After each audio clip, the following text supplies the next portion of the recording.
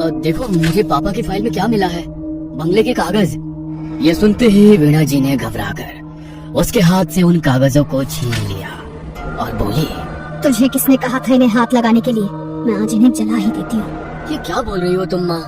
पहले तो मुझे ये समझ में नहीं आ रहा है कि जब पापा के पास ये बंगला था तब आज तक हम सब इस सड़े हुए किराए के मकान में क्यों रह रहे हैं? पापा ने आज तक कभी इस बंगले का जिक्र तक नहीं किया और तुम भी कागज जलाने की बात कर रही हो। रचित परेशान सा बोला।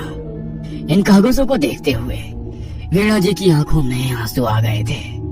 उन्हें पूछकर किसी तरह स्वयं को संभालते हुए उन्होंने कहा, अब तू बड़ा हो गया है, इसीलिए आज मैं तुझे सारी बातें बताती हूँ। ये बात तब की है जब मेरी और तेरे पापा की नई नई शादी हुई थी। जहाँ पर ये बंगला है, हम उसी जंगल के पास वाले शहर में रहते थे। हमारा कारोबार भी काफी फैला हुआ था। एक दिन हम दोनों घूमते हुए जंगल की तरफ चल पड़े। वहाँ नदी के किनारे ये शानदार बंगला खड़ा था। ये बंगला इतना सुंदर था कि एक ही नजर में मुझे भा गया और मैंने इसे खरीदने की जिद ठान ली। तेरे पापा ने मेरी इस जिद को पूरा भी कर दिया और जल्दी ही ये बंगला हमारा हो गया। हम अक्सर सप्ताह के अंत में वहाँ रहने जाते थे। एक दिन बंगले को सजाते हुए मेरी नजर एक पेंटिंग पर पड़ी जो इसी बंगले की थी, पर वो बहुत ही पुरानी और डरावनी थी। मैंने उसे दीवार से उतारा और कूड़ेदान में फेंक दिया। ऐसा करते ही मानो बंगले में तूफान आ गया। उसके दीवारों में दरारें पड़ गईं और वहाँ से खून रिसने लगा।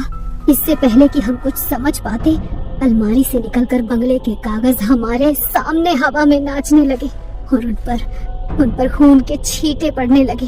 साथ ही वातावरण में एक भयानक आवाज गूंजी, अगर अपनी जान बचानी है तो अभी के अभी यहाँ से चले जाओ और वापस लौटकर कभी मत आना। हमने जैसे तैसे अपने आप को संभाला और वहाँ से बाहर निकल गए, लेकिन पता नहीं मुझे क्या सूझी कि मैं बंगले के कागजों को समेट कर अपने साथ ले आई।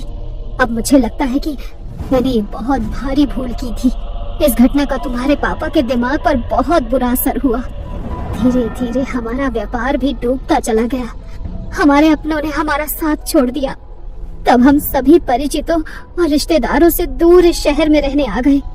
तुम्हारे पापा नौकरी करने की हालत में नहीं रह गए थे, इसीलिए मैंने घर की जिम्मेदारी उठाई। बाकी तो तुम सब कुछ जानते ही हो कि तुम्हारी नौकरी लगने से पहले हमने किस तरह दिन गुजारे हैं। अपनी माँ से सारा वृतांत सुनकर रचित भी दुखी हो गया। उसने वीणा जी के हाथ से बंगले के कागजों को लेकर उन्हें वापस फाइल के हवाले किया और खामोशी से दफ्तर जाने के लिए तैयार होने लगा। आज दफ्तर में भी रचित के दिमाग में उस बंगले की ही बातें घूम रही थी और काम में उसका बिल्कुल भी मन नहीं लग पा रहा था। क्योंकि थोड़ी ही देर में कंपनी के बॉस मिस्टर धर्मी के साथ उसकी मीटिंग थी, इसलिए ना चाहते हुए भी मन मारकर उसे कॉन्फ्रेंस हॉल की तरफ जाना ही पड़ा। मीटिंग के दौरान मिस्टर धर्मित ने नोटिस कर लिया कि रचित कुछ परेशान सा है। रचित उनके प्रिय कर्मचारियों में से एक था, इसलिए उन्होंने उससे उसकी परेशानी की वजह पूछी। सहसा रचित को याद आया कि मिस्टर धर्मित अक्सर काली शक्तियों के विषय में पढ़ते रहते हैं और उनके विषय में वो खोजबीन भी करते रहते हैं, इसलिए उसने उन्हें सारी बात बता दी। रचित की बात खत्म होने के बाद मिस्टर धर्मित ने कहा, तुम्हारी बातें सुनकर ऐसा लग रहा है कि इस बंगले का रहस्य उसी पेंटिंग में छुपा हुआ है जिसे तुम्हारी माँ ने कूड़ेदान में फेंक दिया था। आज शायद वो समय आ गया है कि मैंने अपने गुरुजी से जो सीखा है मैं उसका उपयोग करूं, इसलिए हम कल ही उस बंगले में चलेंगे। लेकिन अगर हम दोनों को कुछ हो गया तो? नहीं, मुझे बहुत डर लग रहा है सर, रचित घबरा कर बोला। धर्मित ने उसे समझाते हुए कहा, डरो मत, हमें कुछ नहीं होगा। मैं आज रात कुछ विशेष पूजा करके हमारी सुरक्षा का सारा इंतजाम कर लूंगा। अब तुम घर जाकर आराम करो, मैं भी आज छुट्टी लेकर अपने घर जा रहा हूँ। घर आकर जब रचित ने वीणा जी को मिस्टर धर्मित के साथ बंगले में जाने की बात बताई, तब उन्होंने उसे रोकने की बहुत कोशिश की, लेकिन रचित को मिस्टर धर्मित पर पूरा भरोसा था। अगले दिन तय समय पर मिस्टर धर्मित रचित के घर आए। वीणा जी ने उन्हें भी समझाने की बहुत कोशिश की, लेकिन मिस्टर धर्मित ने कहा, आंटी आप घबराइए मत, ईश्वर चाहेंगे तो आपका बंगला जल्दी आपको वापस मिल जाएगा। बस आप बंगले के कागज मुझे दे दीजिए।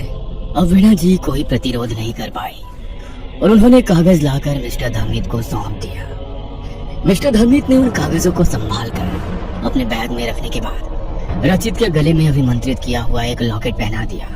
वैसा ही लॉकेट उनके गले में भी था। चाहे कुछ भी हो जाए रचित, इस लॉकेट को तुम अपने गले से मत उतारना। ये अगले 48 घंटों तक हमें बुरी शक्तियों से बचा कर रखेगा और हमें नींद भी नहीं आने देगा। मिस्टर धर्मित के कहने पर रचित ने हामी भर दी।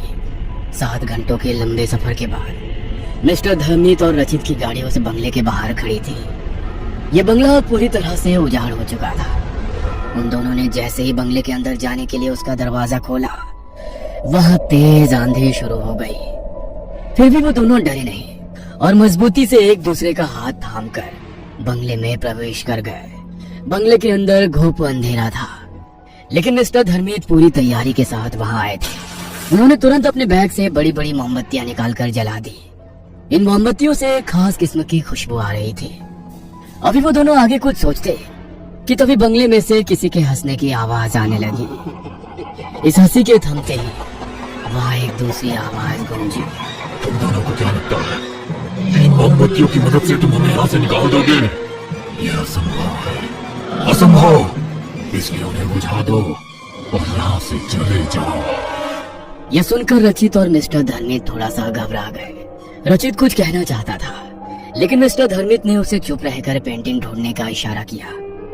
वो दोनों अपने हाथ में मोमबत्ती लेकर अपने काम में जुट गए। लॉकेट और मोमबत्तियों के कारण बंगले में मौजूद काली शक्तियां इनके पास नहीं आ पा रही थी, लेकिन वो उन्हें डराने की भरपूर कोशिश कर रही थी। अंदर अंदर थोड़ा डरने के बावजूद वो दोनों बिना रुके अपने काम में लगे हुए थे। समय बीतता जा रहा था, लेकिन उनकी तलाश खत्म ही नहीं हो रही थी। 24 घंटे गुजर चुके थे। उनके लॉकेट की शक्ति खत्म होने में भी बस 24 घंटे ही शेष थे। ऐसा लगता है कि हम सफल नहीं होंगे, रचित ने धीरे से मिस्टर धर्मित से कहा और गुस्से में उसने अपने पैरों को जोर से फर्श पर पटका। ऐसा करते ही उसका पैर फर्श को तोड़ता हुआ थोड़ा अंदर चला गया। ये देखकर मिस्टर धर्मित फर्श के गड्ढे में रचित के फंसे हुए पैर को बाहर निकालने के लिए थोड़ा झुके तो उनकी नजर फर्श के अंदर दबी हुई पेंटिंग पर पड़ी। रचित और मिस्टर धर्मित ने मिलकर किसी तरह वहां से वो पेंटिंग निकाल तो ली, पर इसके बाद वो दोनों बहुत ज्यादा थक गए थे, इसलिए वो थोड़ी देर वहीं पर बैठ गए। मिस्टर धर्मित ने अब ध्यान से इस पेंटिंग को देखना शुरू किया तो उन्होंने पाया कि इस पेंटिंग में एक खास तांत्रिक कोड में इस बंगले का राज लिखा हुआ था। उन्होंने अपनी आंखें बंद करके अपने गुरु को प्रणाम किया, जिनसे उन्होंने तंत्र विद्या सीखी थी। इसके बाद उन्होंने इस कोड को तोड़ना शुरू किया।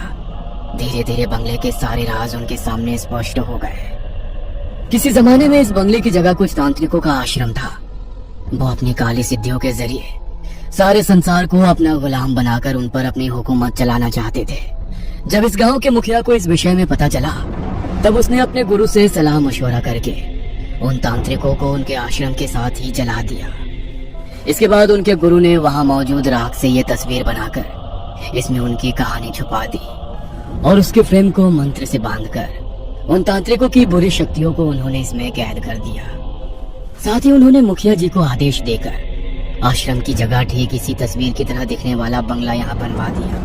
आश्चर्य से मुंह खोले सारी कहानी सुन रहे रचित से मिस्टर धर्मित ने आगे कहा, तुम्हारी माँ के द्वारा पेंटिंग उतार कर फेंकने से इसका फ्रेम टूट गया और इसमें कैद काली शक्तियाँ बाहर आ गई, तो अब क्या करें? रचित ने संशय से पूछा। मिस्टर धर्मित ने ध्यान से पेंटिंग के फ्रेम को देखते हुए कहा, हमें ये फ्रेम दोबारा बनाना होगा, लेकिन इसके लिए उसी पेड़ की लकड़ी चाहिए जिससे ये पहले बना था। ये पेड़ इसी जंगल में है, लेकिन कहाँ ये मुझे नहीं पता। तुम जल्दी जाओ और उसे जाकर ढूंढने की कोशिश करो, तब तक मैं पूजा की तैयारी करता हूँ। और सुनो, संभल कर जाना। वो काली शक्तियाँ तुम्हें डराने की कोशिश करेगी, लेकिन अभी हमारे लॉकेट में 18 घंटे की शक्ति बची हुई है, इसलिए घबराना मत। मिस्टर धर्मित की बात सुनकर रचित जब पेड़ ढूंढने के लिए निकला, तब बुरी शक्तियां भी उसे रोकने के लिए उसके पीछे चल पड़ी। कभी वो रचित के आगे गहरे गड्ढे का भ्रम पैदा करती, तो कभी उस पर हड्डियों और खून की बारिश करती, और कभी डरावनी आवाज में उसे यहाँ से वापस जाने के लिए धमकाती। लेकिन रचित मिस्टर धर्मित की बातों को याद करते हुए चुपचाप आगे बढ़ता रहा। उसने लगभग पूरा जंगल छान लिया, लेकिन उसे वो पेड़ नहीं मिल पा रहा था। 6 घंटे गुजर चुके थे और अब रचित पर निराशा हावी होने लगी थी। उसने मन ही मन अपने ईश्वर को याद किया और उनसे मदद की गुहार लगाते हुए फिर से आगे बढ़ने लगा। अचानक ही उसकी नजर एक छोटे से मंदिर की तरफ गई, जो पेड़ों की झुरमुट में छिपा हुआ था। मदद की आशा से रचित उस तरफ बढ़ गया। जैसे ही उसने मंदिर में कदम रखा, एक आवाज आई, आओ, मैं कब से तुम्हारी ही राह देख रहा था। रचित हैरानी से आवाज की दिशा में बढ़ा तो उसने देखा वहां एक बेहद वृद्ध साधु समाधि में लीन थे। रचित ने जब उन्हें प्रणाम किया तब साधु बाबा ने अपनी आंखें खोली और उसे आशीर्वाद देते हुए बोले, हम कब से इसी दिन की प्रतीक्षा कर रहे थे जब तुम यहाँ आओगे। आओ मेरे साथ चलो। रचित मंत्र मुग्ध सा उनके साथ चल दिया। उन्होंने रचित को एक पेड़ की तरफ इशारा किया और अपने थैले में से निकालकर एक कुल्हाड़ी भी उन्होंने उसे दे दी। रचित ने जैसे ही पेड़ से लकड़ी काटी, वो पेड़ वहां से ऐसे गायब हो गया जैसे कभी उसका अस्तित्व ही नहीं था। साधु बाबा ने अब रचित को एक मंत्र देते हुए कहा, इस मंत्र का जाप करो, यह तुम्हें तुरंत ही बंगले में पहुंचा देगा। जाओ, जल्दी जाओ, समय बहुत कम है। रचित ने एक बार फिर उन्हें प्रणाम किया और आंखें बंद करके वो तेजी से उनके दिए हुए मंत्र का जाप करने लगा, जिसकी सहायता से वो पलक झपकते ही बंगले में पहुंच गया। मिस्टर धर्मित ने अब रचित के हाथ से लकड़ी लेकर फ्रेम बनाना शुरू किया। जैसे जैसे फ्रेम बनता जा रहा था, बंगले में मौजूद बुरी शक्तियों के चीखने चिल्लाने की आवाजें भी बढ़ती जा रही थी। वह बंगले में मौजूद सामानों को रचित और मिस्टर धर्मित के ऊपर फेंककर अभी भी किसी तरह उन्हें रोकने की कोशिश कर रही थी, लेकिन मिस्टर धर्मित बिना रुके अपने काम में लगे हुए थे। लॉकेट की शक्ति खत्म होने में अब बस आधा घंटा शेष रह गया था। आखिरकार फ्रेम बन गया और मिस्टर धर्मित ने पेंटिंग को उसके पुराने टूटे हुए फ्रेम से निकालकर नए फ्रेम में डाला और फिर उसे अपने बनाए हुए पूजा स्थल पर रखकर उन्होंने वेदी में अग्नि प्रज्वलित कर दी और एक मंत्र पढ़ने लगे। जैसे जैसे मंत्र के साथ अग्नि में आहुति पड़ती गई, एक एक करके काले धुएं के रूप में सारी बुरी शक्तियां पेंटिंग में वापस कैद हो गई। अगले कुछ ही पलों में वहां शांति छा गई। यह देखकर रचित प्रसन्न हो गया और उसने खुशी से आवेग में मिस्टर धर्मित को गले लगा लिया। तभी उसे स्वयं से अलग करते हुए मिस्टर धर्मित ने कहा, अभी एक विशेष काम बाकी है, इसलिए अपनी खुशी बचा कर रखो। अब क्या बचा है सर? तुम्हारी बलि। ये कहकर धर्मित अट्टहास करने लगा और देखते ही देखते उसने रचित को रस्सियों में बांध दिया। इसके बाद उसने अपने बैग से बंगले के कागज को निकालकर हवन वेदी के पास रख दिया। रचित ये सब देख सुनकर बुरी तरह घबरा गया था। उसने देखा कि धर्मित की आंखों में खून उतर आया था और उसका चेहरा बहुत ही भयानक लगने लगा था। रचित को कुछ भी समझ में नहीं आ रहा था कि अब वो करे तो क्या करे। तभी धर्मित ने कहा, चलो, तुम्हारी बलि देने से पहले मैं तुम्हारी जिज्ञासा दूर कर देता हूँ। मैं इन तांत्रिकों का मुखिया था जो इस जगह पर बने हुए आश्रम में जलकर मर गए। ये सब मुझसे नफरत करते थे और मेरी सिद्धियां छीनना चाहते थे, इसलिए मैंने अपनी सिद्धियों को यही जमीन में छुपा दिया था। जिस दिन यहाँ आग लगाई गई उस दिन मैं यहाँ से बाहर गया हुआ था, इसलिए संयोग से मैं बच गया। जब इस जगह से जुड़ा विवादित मामला ठंडा पड़ गया तब मैं यहाँ छुपाई गई अपनी सिद्धियों को वापस लेने आया, लेकिन तब मुझे पता चला कि इस जगह को पवित्र मंत्रों की शक्ति से बांध दिया गया था। अब मैं चाह कर भी कुछ नहीं कर सकता था, इसलिए चुपचाप मैं सही समय की प्रतीक्षा करता रहा। फिर एक दिन तुम्हारी माँ पापा यहाँ आए और तुम्हारी माँ ने पेंटिंग के फ्रेम को तोड़कर मंत्रों की शक्ति को खत्म कर दिया, लेकिन तब भी मैं इस जगह पर मौजूद अपनी शक्तियों को वापस नहीं पा सका, क्योंकि वो खून के छींटों के रूप में बंगले के कागज के साथ जा चुके थे। अब मैंने अपने गुरु की शरण ली, तब उन्होंने अपनी शक्ति से मुझे तुम्हारे विषय में बताया। अपने गुरु के आशीर्वाद से मैं कोई भी रूप ले सकता हूँ, इसलिए दुनिया से छुपने के लिए मैंने ये रूप लिया और तुम इंसानों के बीच रहकर तुम्हारी तरह काम करते हुए मैं तुम्हारे बड़े होने की राह देखने लगा। जैसे ही तुम्हारे कॉलेज में प्लेसमेंट शुरू हुआ मैं वहाँ पहुँच गया और मैंने तुम्हें अपने दफ्तर में नौकरी देकर तुमसे नजदीकियां बढ़ानी शुरू कर दी। इससे पहले कि मैं सही अवसर देखकर तुमसे इस बंगले के विषय में पूछता, तुमने खुद ही मुझे उसके बारे में बताकर मेरा काम आसान कर दिया। अब इन सभी मृत तांत्रिकों की शक्ति भी मेरे वश में आ चुकी है, जो कभी मुझसे मेरी शक्तियां छीनना चाहते थे। बस एक इंसान अर्थात तुम्हारी बलि देते ही मैं इस असीम शक्तियों का स्वामी बन जाऊंगा और ये सारी दुनिया मेरी मुट्ठी में कैद होगी। आप ऐसा नहीं कर सकते। अगर मैं वापस अपने घर नहीं पहुंचा तो मेरी माँ पुलिस में जाएगी और तब आप पकड़े जाएंगे। रचित ने हिम्मत जुटाकर कहा। प्रत्युत्तर में धर्मित ने हंसकर कहा, जब तक तुम्हारी माँ को तुम्हारे हश्र की खबर होगी तब तक मैं सर्वशक्तिमान बन चुका होऊंगा। रचित को अब अपनी मौत साक्षात सामने नजर आ रही थी। उसने अपनी आंखें बंद करके अपनी माँ, पापा और ईश्वर को याद किया। उसे पछतावा हो रहा था कि काश उसने अपनी माँ की बात मान ली होती और यहाँ ना आया होता, पर अब क्या हो सकता था। इसलिए वो चुपचाप अपनी नियति की प्रतीक्षा करने लगा। धर्मित ने वो वापस मंत्र पढ़ना शुरू किया। जैसे ही उसने रचित पर अभिमंत्रित राग फेंकनी चाहिए तभी आवाज आई, रुक जाओ। धर्मित के साथ साथ रचित ने भी चौंक कर अपनी नजरें उठाई तो सामने वही साधु बाबा खड़े थे जो जंगल में रचित को मिले थे। उन्होंने तत्काल अपनी शक्ति से रचित के बंधन को खोल दिया और उसी बंधन में उन्होंने धर्मित को बांध दिया। इसके पश्चात साधु बाबा ने कहा, अपने साथियों की बिखरी हुई शक्तियों को तू ही समेट सकता था, इसलिए मैं अब तक रुका हुआ था। अब जब तूने इन सबको वापस फ्रेम में कैद कर दिया है तो अब तेरे नष्ट होने की घड़ी भी आ चुकी है। आप ऐसा नहीं कर सकते, मेरे गुरु मुझे बचा लेंगे। ये कहकर धर्मित अपने गुरु को पुकारने लगा। साधु बाबा मुस्कुराए और बोले, वो पाखंडी जो कभी मेरा शिष्य और तेरा गुरु हुआ करता था अब कभी तेरे पास नहीं आएगा। देख मैंने उसका क्या हश्र किया है। साधु बाबा के हाथ घुमाते ही रचित और धर्मित के सामने किसी चलचित्र की तरह धर्मित के गुरु के जलकर मरने का दृश्य घूमने लगा। नहीं, ऐसा नहीं हो सकता, यह असंभव है। धर्मित गुस्से से चीखा। साधु बाबा ने कहा, कुछ भी असंभव नहीं है। जो इस संसार में आया है उसे एक ना एक दिन यहाँ से जाना ही पड़ता है। बस सबका अपना समय तय होता है। तेरे कपटी गुरु को मारने के लिए मुझे जिस शक्ति की जरूरत थी वो आज ही मेरी सिद्धि पूरी होने पर मुझे मिल गई और मैंने तत्काल इस बुराई को नष्ट कर दिया। बस अब हमेशा के लिए नष्ट होने की बारी तेरी है। उनकी बात सुनकर रचित की हिम्मत बंधी और वो फुर्ती से उठकर साधु बाबा के पास चला गया। इससे पहले कि धर्मित कुछ कर पाता, साधु बाबा ने उसकी मुट्ठी में मौजूद राख अपनी मुट्ठी में खींच ली और उसे धर्मित के ही ऊपर फेंक दिया।